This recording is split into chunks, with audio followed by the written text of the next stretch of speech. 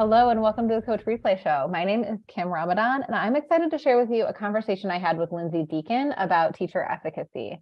There was one really great strategy in this episode that we wanted to highlight for you, which includes teachers really setting an intention for the day. I hope you enjoy this conversation that we had together.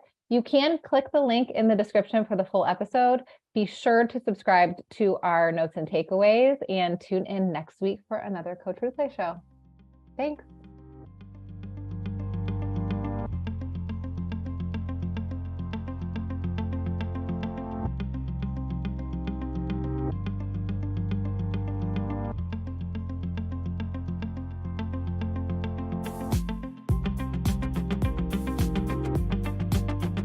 Yeah, I think especially the coaches and the teachers that I've seen sort of make it through this really trying time have been those who are like efficacious and feel confident about their own skills. And that doesn't mean that we don't all have moments of feeling like, man, this is really hard and I don't know if I can do it.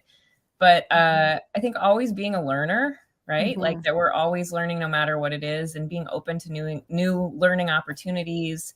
And then one strategy I think that like we've referred to in our survival guide, but I just use, and I think it really helped me. It's really simple. It's like in the morning, you want to set your intentions on the day. So like whether you're like in the shower or you're driving to work or, you're just like visualizing what you want your day to look like. And so I just think to myself,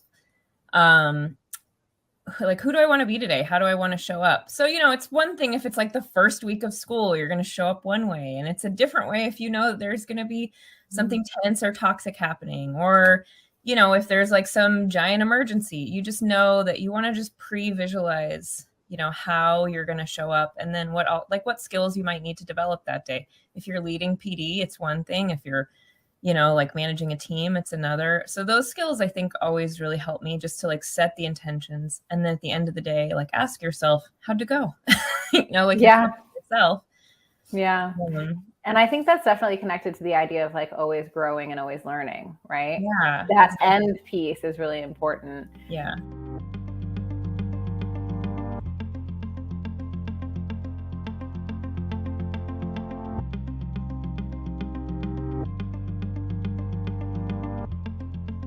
I love that idea of, who am I today? What's the one thing that I want to accomplish? And it doesn't like kind of keeping it to that one thing as opposed to there's probably 1 million, but really focusing on that one most important thing and then reflecting on that at the end of the day is really, I love that idea. Yeah. And I think once it becomes a habit and you really start thinking about it, that's why I say you don't have to sit down, you don't have to journal. All of us are getting ready in the morning. If you just think for a few minutes intentionally about like, who do I want to be today? What's that going to look like? I think it really does prime us to be our best selves, regardless of what situation you're going to end up in.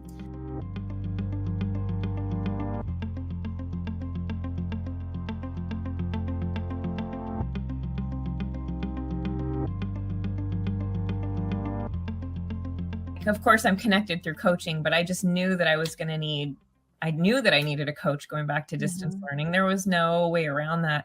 So I just reached out to folks that I really respected and was like, do you have the bandwidth to coach me? Who's available? And I came up with a really great colleague, and I really could not have made it through without her. And I think, just transitioning last year was so weird and hard. And I think coaches are more important now than ever. Like that's what helps us build resilience, and that's what's going to retain teachers. And so like we just all need a huge network of coaches, regardless of what position you're in.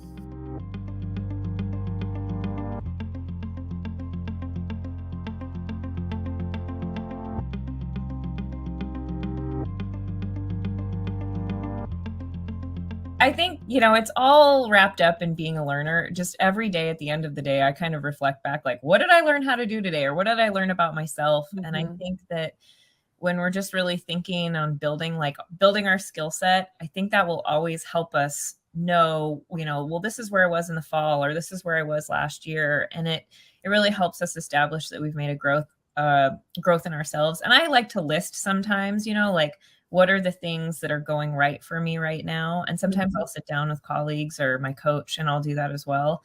Because I think, just like you're saying, you have to acknowledge the positives. Otherwise, I think we will get super overwhelmed with how challenging things are.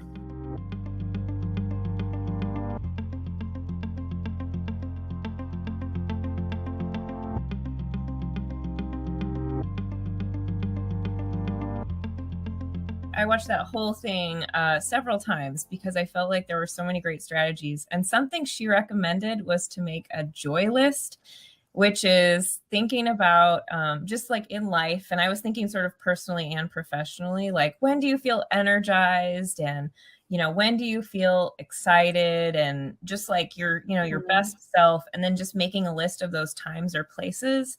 And it really took me some time to think about that. But I think that reflecting on that was really helpful to like identify actual spaces, people, interactions that bring me joy, because then I know that I'm excited and I'm more open to like learning and growing myself in that space.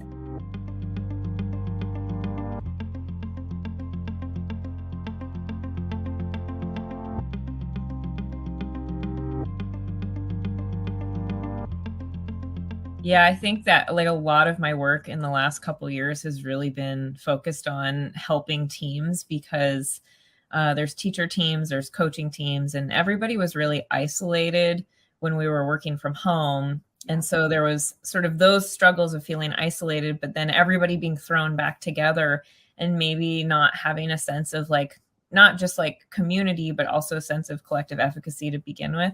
So I 100% absolutely cannot recommend more that coaches use protocols in their meetings whenever they're together, but whether it's a PLC or just a regular team meeting, because we don't have a lot of time. There's never enough time to do everything. So a protocol is going to keep us not only like really managing our time well, but also helping people get into like some deeper level of thinking together.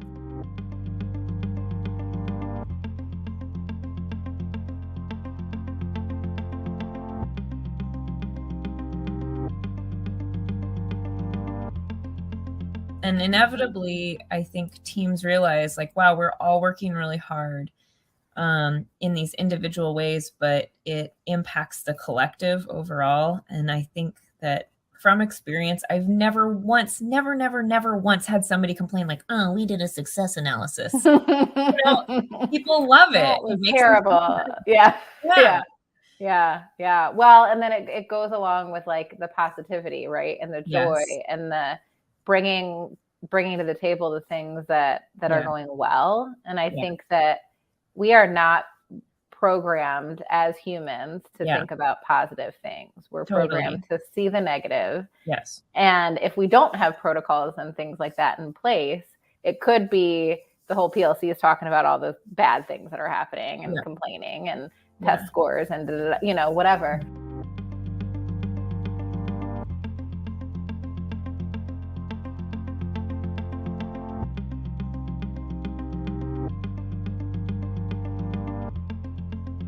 When you really sit down with a protocol, that people unlock areas that they didn't really realize that they had, and also I think, I've been on a lot of teams and sometimes they're not as healthy as others.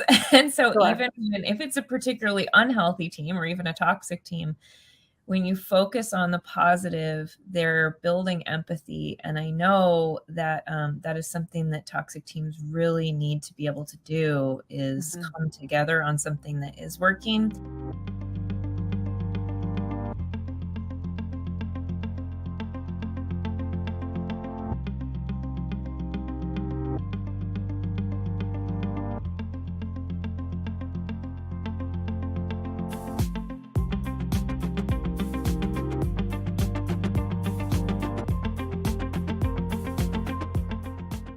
How do you manage the time for all of these tools that we're talking about?